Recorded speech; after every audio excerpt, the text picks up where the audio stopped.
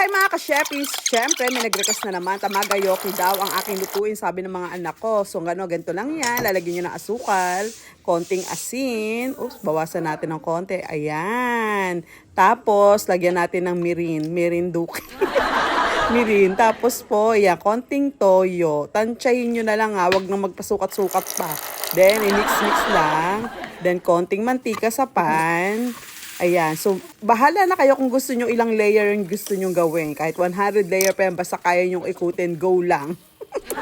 So, ayan lang po. And then, magpe-plating tayo mamaya ng may special flowers. Pa-flowers, kinuha ko lang yung sa kapitbahay. So, yan po, nilagyan ko lang yung mayonnaise. And then, sriracha, pwede din pong ketchup. And then, may pandesal tayo. So, guys, try ko tong aking tamagoyaki and with butterfly pea and pandesal. Let's try. With this, ha?